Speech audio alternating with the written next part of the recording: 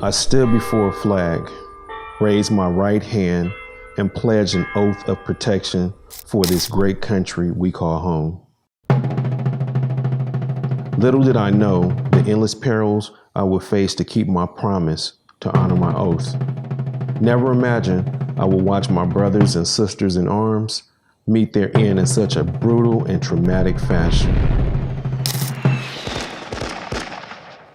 My imagination was once bright and cheerful, but now I am plagued with memories of pain, death, and destruction. I'm no longer innocent in life. In fact, I'm now filled with doubt and deception because constantly my mind is playing tricks on me. Today makes no sense to me because I'm not sure if today is today or if I'm seeing memories of yesterday's visions of reoccurring traumas. My loved ones try to help me and profess to understand, but how do I make them understand the visions of hell that I've seen? Titles like PTSD, traumatic brain injury, adjustment disorder, military sexual trauma are used to describe my behaviors.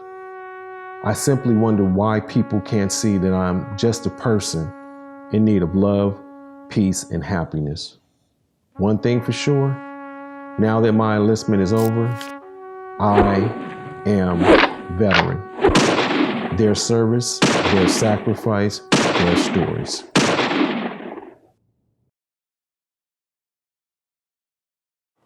Что вы хотите мне по-русски сказать? Я работал русским шпионом в Японии 40 лет назад. My name is Thomas Manning III. I'm a United States Air Force veteran. This is my service, my sacrifice, my story.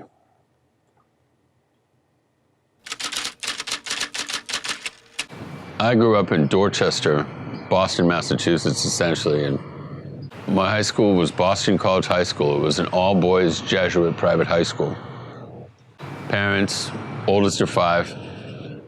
My father was an absolute idiot, and my mother wasn't very well educated, and they were both alcoholics, so I lived in chaos.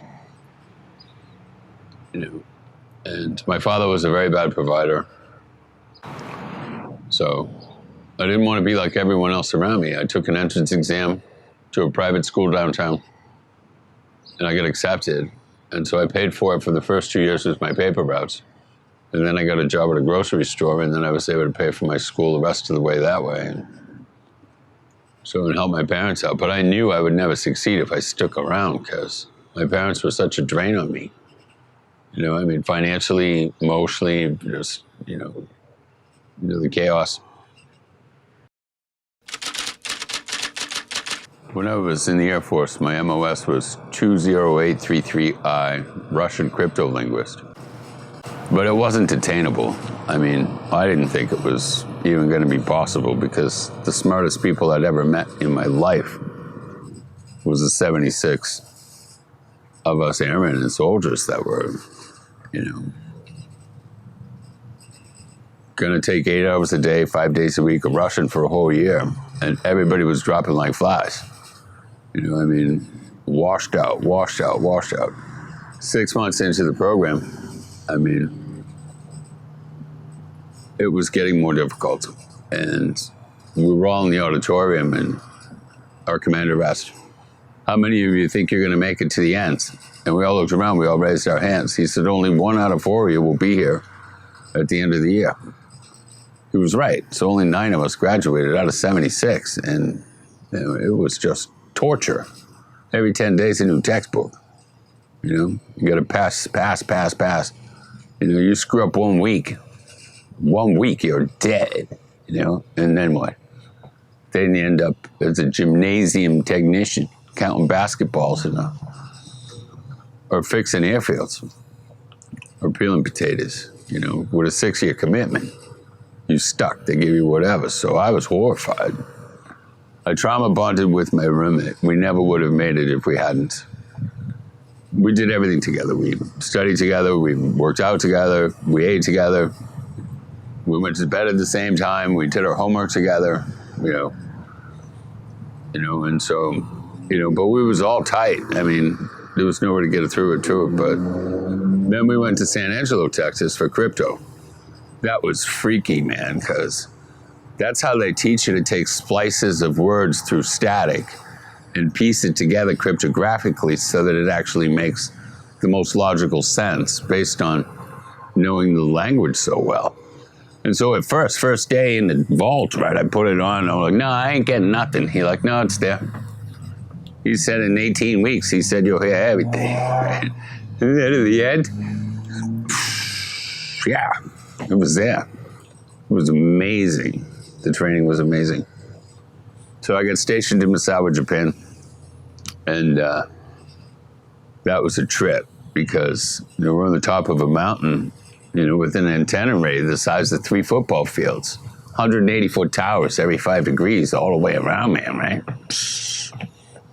Figuring out where all the signals are coming. It was communications exploitation, right?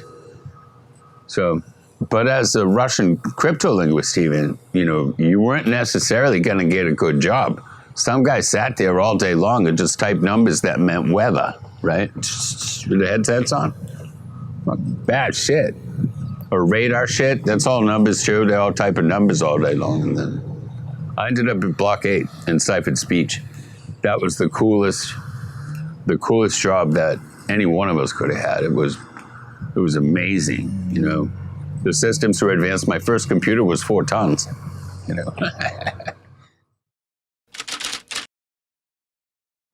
was doing really well and performing well, and I ended up mission controller. I went through the systems and I was in charge. And then one day I was at work and we were kicking ass, and I saw the MPs coming in through the blocks, and I'm like, what are they here for? Weird. Never saw them inside. They was always outside.